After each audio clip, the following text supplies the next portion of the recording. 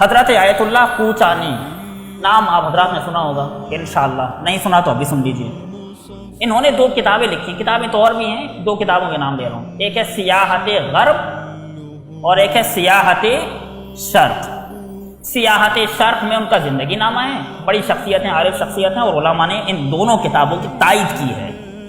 اور ایک سیاحت غرب ہے جو ان کا برزخ نامہ ہے۔ اب یہ بات اپنی جگہ رہ جائے گی کہ برزخ نامہ زندگی میں کیسا لکھا، اور علماء نے بتایا کہ جو لکھا ہے صحیح لکھا ہے، میں اپنی طرف سے نہیں کہہ رہا، علماء کی تائید شدہ کتاب ہے۔ بہرحال اس میں انہوں نے اپنا برزخ نامہ لکھا ہے۔ بات یہاں سے شروع ہوئی کہ میں مر گیا، جناب آیت اللہ کوچانی نے اپنا برزخ نامہ لکھا کہ میں مر گیا، اور پھر ایک پوری انہوں نے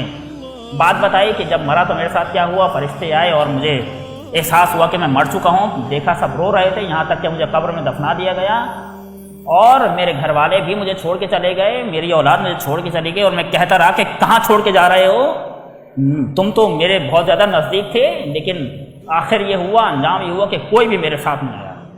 کہنے لگے اس موقع پر جب میں قبر کی تنہائیوں میں تھا، میں ساری باتیں چھوڑ رہا ہوں، بس وہ بات بیان کر رہا ہوں کہ جس کے لیے زحمت دی تھی۔ کہنے لگے جب میں قبر کے تنہائی میں تھا اور فرشتے آ کر حساب لے کر چلے گئے، اور گویا انہیں پاس کر دیا، اور یہ کامیاب ہو گئے حساب کتاب دینے میں،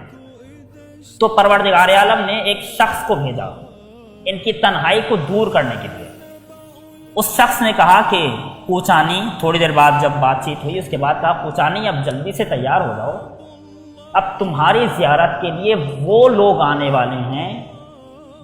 وہ امام زادے آنے والے ہیں کہ جن کی تمہیں اپنی زندگی میں زیارت کی تھی، جن امام زادوں کی آپ نے اپنی زندگی میں زیارت کی تھی، وہ امام زادے آپ کی زیارت کے لیے آنے والے ہیں۔ کہنے لگے اچھا، انہوں نے اپنے آپ کو آمادہ کیا، کچھ لوگ آئے، انہوں نے دیکھا کچھ لوگ ہیں، ان میں سے ایک صاحب ہیں جو ان سب سے ممتاز ہیں، ان کے برابر میں ایک نوجوان ہے، اور ان کے ساتھ ایک اور نوجوان ہے، اور ایک اور شخص ہے۔ اب اس شخص نے تعارف کرانا شروع کیا، کہنے لگے وہ جو دیکھ رہے ہو، جو سب سے ممتاز ہیں، جو سب سے الگ نظر آ رہے ہیں، وہ جو جلالی شخصیت ہے وہ ہیں حضرت ابو الفضل عباس، اور ان کے برابر میں جو کھڑے ہیں وہ ہیں حضرت علی اکبر، اور ان کے برابر میں جو نوجوان ہیں وہ ہیں حضرت علی اصغر، کیونکہ برزخ میں سب جوان ہوں گے، کوئی بچہ نہیں ہے۔